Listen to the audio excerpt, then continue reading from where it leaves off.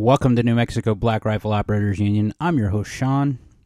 I just talked about this last night about the rise of vigilantism based off of what we were seeing in Pittsburgh. And it seems like right on cue, the news seems to go right towards it. And what I've noticed on a couple different sources tonight, I'm quoting either The Truth About Guns or AmmoLand, because this is where I saw the story. These are stories that these basically are what I'd akin to old school Guns and Ammo magazine, where they cover news of the 2A, And Hartford, Connecticut has a church that has a group of people that are patrolling the streets, cleaning up the streets, literally cleaning up trash, but also carrying guns while they're doing this. Now, it's a good thing. This is in response to some crimes that have been happening in Hartford, Connecticut. It's not a big stretch to me that a church, being a cornerstone of most communities, or several churches in that vein, would have a group that would line up and go ahead and do this. I mean, it's part of the faith that you serve your people. So I understand that. But this creates a very dangerous situation, like I said. I foresee a time in these large cities in the near future, because we already saw it with the Daniel Penny story in New York, where he subdued someone who was a risk to passengers on the subway train and ended up killing him. It was an accident overall, and he basically is being thrown under the bus for doing what he did to defend the people on the bus from this man who had multiple offenses against him. But I can imagine someone getting so fed up with what they're seeing, being picked on, bullied by criminals, day in and day out, doesn't have the means to, have their own car, or because they live in a large city, they don't want to have their own car because, public transportation in larger cities is kind of cool because you can get it to point A to point B pretty quickly and kind of cheaply, even if the buses or trains kind of suck. And what I mean by that is that they're run down. But someone picking on them, continually getting mugged, and they decide to exercise their 2A rights, they get a gun. And they defend themselves. These guys come and harass them, and he kills them, or she kills them. What would be the repercussions of that in a very left-leaning city? Think about that. If Daniel Penny had used a gun, it would have been cleaner, probably more efficient than actually choking someone out, even though that was an accident. But it would have been more deliberate. And I'm not so sure that the judges in those leftist strongholds, like Pittsburgh, wouldn't side with the criminal or the criminal's family, depending upon how trained or how effective they are with a firearm. And it's their God-given right to be able to defend themselves. But as we're seeing law enforcement check out, this creates that rub. And I can definitely see, it's not a huge stretch of imagination because I've seen it in my own small town during COVID, where people were really looking at the overreach of the government and realizing that relying on the government to feed and clothe them, defend them, whatever it was, any service from the government wasn't necessarily an assured thing. And with the story in Pittsburgh last night, these cops actually announcing when they're not going to service calls, that raises that interesting question of, what do you do in those twilight hours? Living in the Southwest, I've said it multiple times, and if you're a fan of the podcast, thank you very much. I say stay strapped or get clapped all the time. Also, I don't edit my audio so that you can actually hear my voice and understand that I'm human and that I'm not AI generated. And I don't like editing it because it takes away from the authenticity that I intend with the podcast. So I digress. you look at what happened during, that moment in time when we were all so unsure of what the next steps, what the next shoe would drop. And we had an election during that time, and you can say it was rigged or not, whatever you believe. It makes you doubt the core benefits of our society, or the core of our society in general. That's where I talked about last night the decline of a high-trust society. And decline seems to be a choice. These cities continually do this stuff. And you're seeing average citizens who are tired of seeing what's going on around them stand up and do something about them. To me, that's a call to action. That's a good thing. I just see some people that aren't in the know or very new to firearms putting themselves in a very precarious situation. As a person that's been in the 2A for, since I was 5 years old when I first got introduced into firearms by my father, and taking several training classes, both in carbine,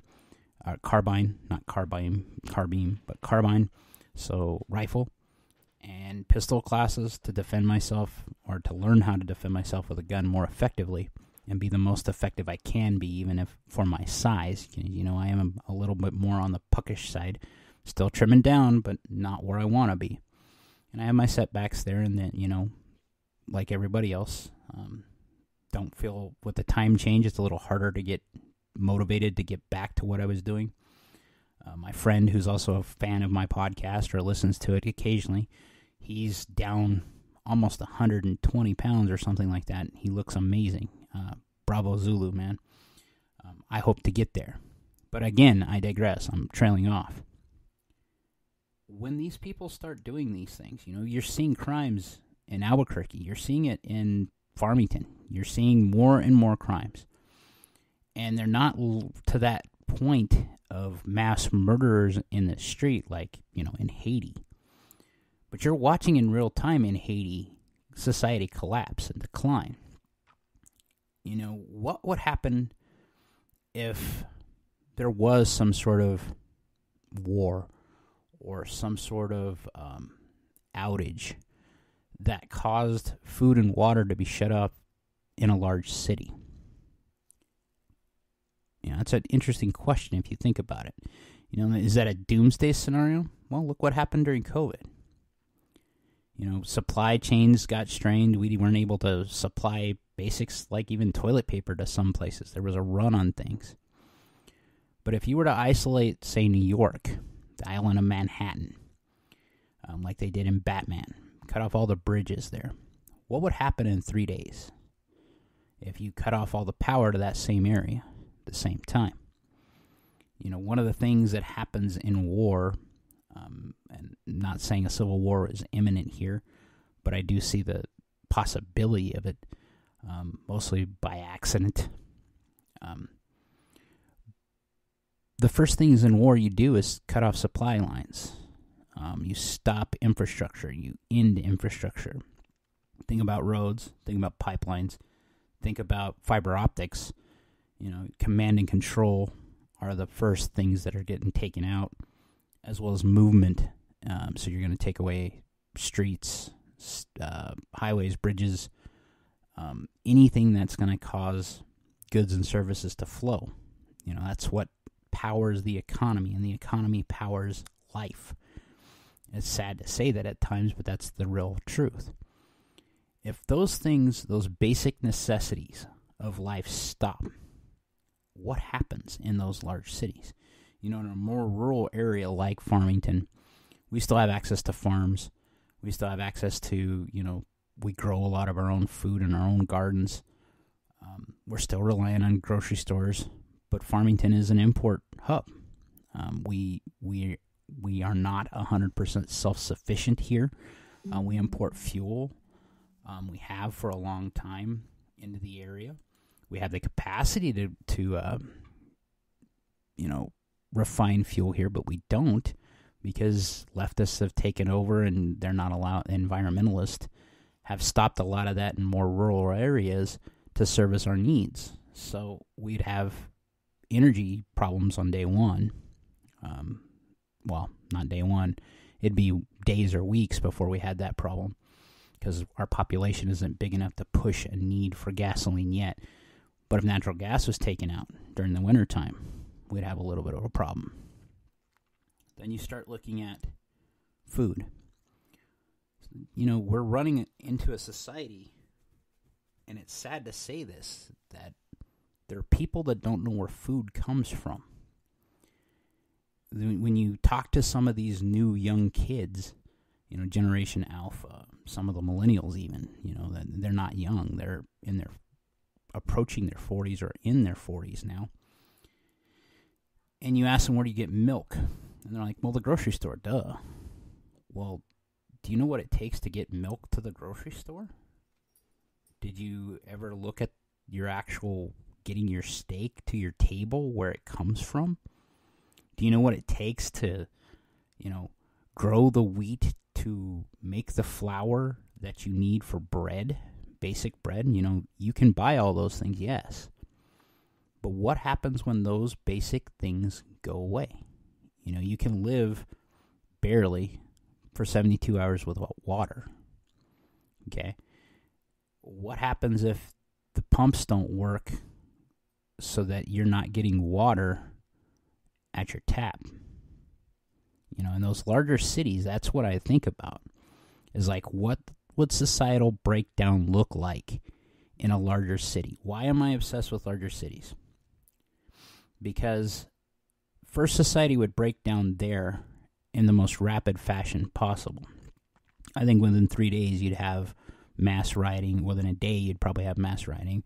Within 3 days you'd have full societal collapse in a large city like New York, where people would turn on one another. And whatever happens there, happens there. But when they're done with that, where are they going? That's an interesting thought exercise. I've thought about Civil War. I still think it's very far off, despite what everybody says. I think we're in a cold Civil War.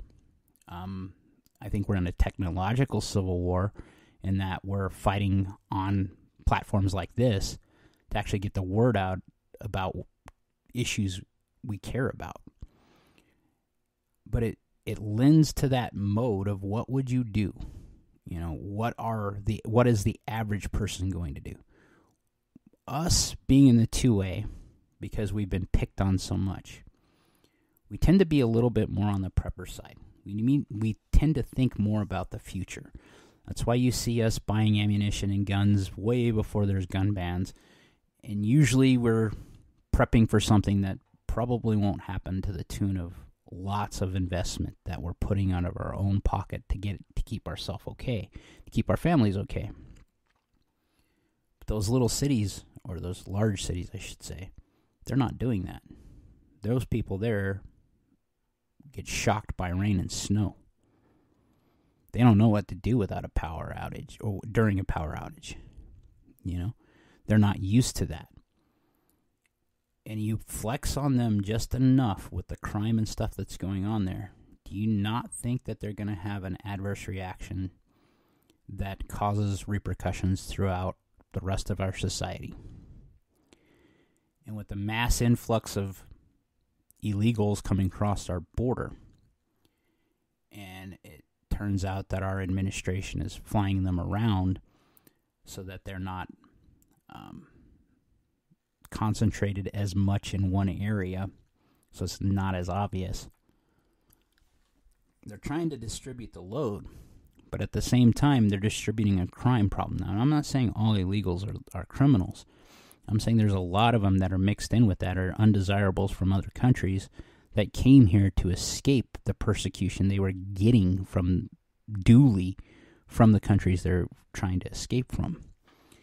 If you were a criminal in your former country and you came here, and we have no way of knowing if you were a criminal, you've got a clean slate. But did you reform your habits? More often than not, they didn't. And we're seeing that with, people getting killed on college campuses for going for a run by illegals doing things like this. Where does that go? There's got to be a point where there's enough is enough. And as I analyze these things, because I think a lot, it's one of the things I've always done as a person. Sometimes it makes me happier, sometimes it makes me more depressed. Sometimes it's just exercises and mind exercises. This to me is a mind exercise to some degree, but it has some practical benefits of thinking about what would happen in these situations. That's the thing that I keep wondering is what's going to happen when a bus is going somewhere from point A to point B and someone who has been robbed once before says enough's enough, and he just so happens to be a white person and he shoots a black man, or he shoots an immigrant, or an illegal, not even an immigrant, an illegal, shoots an illegal, and the left decides to use him as the poster child of supremacy, of racial supremacy. There was no racial bias in the action.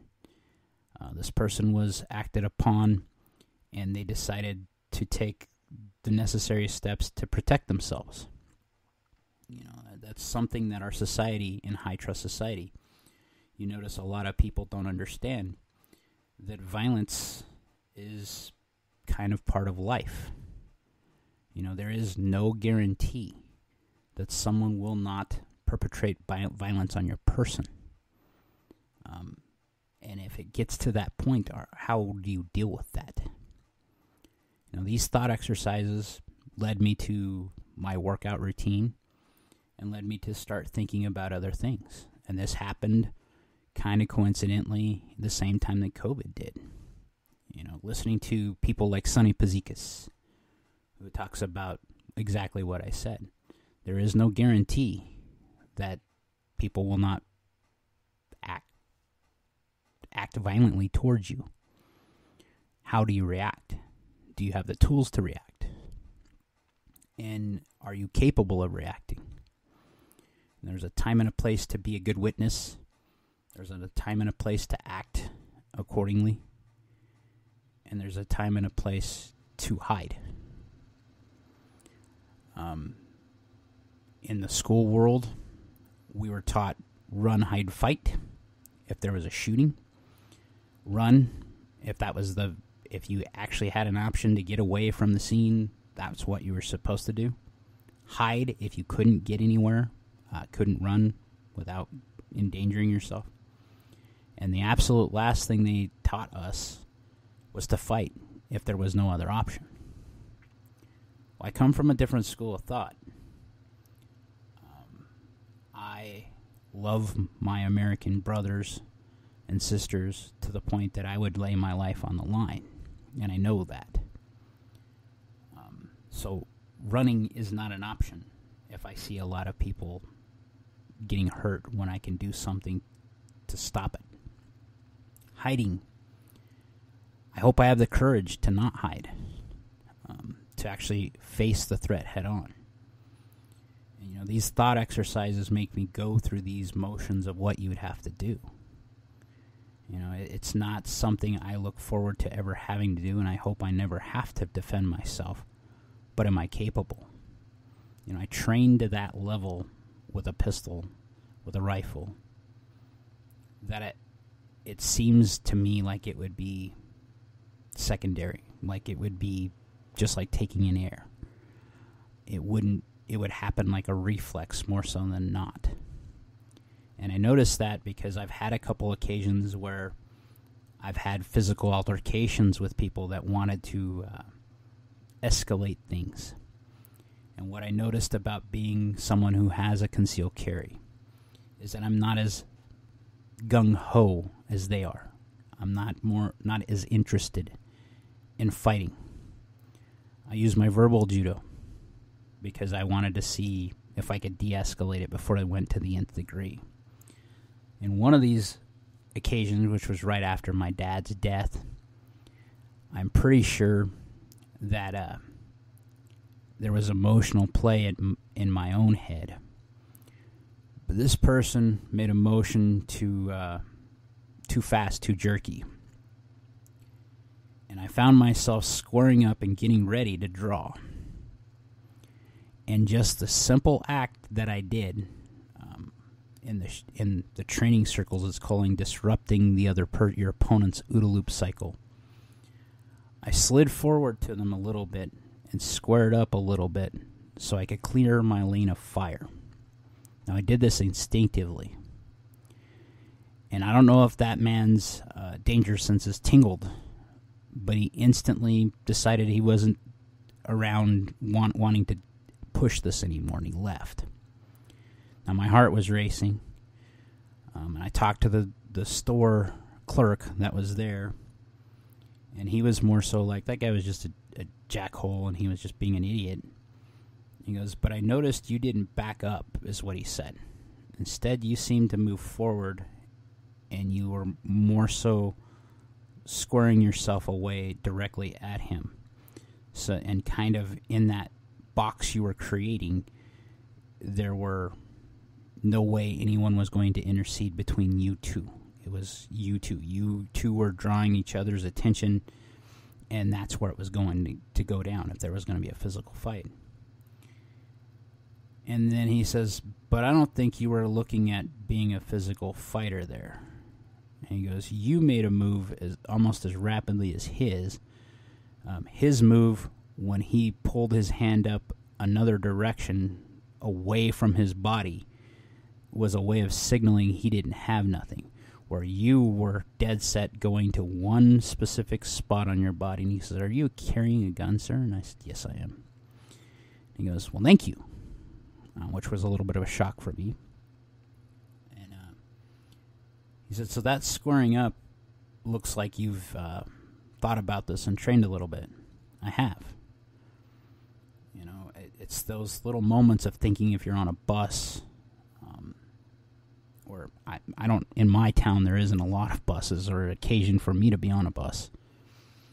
But if I'm in a store, you know, and I'm allowed to carry in the store, because there are some places you can't carry in New Mexico, private property that has signs that say you can't do that. Good thing I don't carry a Beretta, because it's usually what they have on the picture is no Berettas allowed. But it makes you think about that very rapidly. And if you train to that nth level like you're supposed to, I think it's more of a deterrent, not just to yourself, but to other people, because how you carry yourself. You're aware of your surroundings. And I think that is what determines who's a victim in crime, is if you're not paying attention to everything around you and you're not willing to react accordingly to those around you, you painted yourself as a victim, someone that they can exploit. So some thoughts to think about tonight as we go through and we see a natural decline of society. Like, share, subscribe, and most importantly, be great.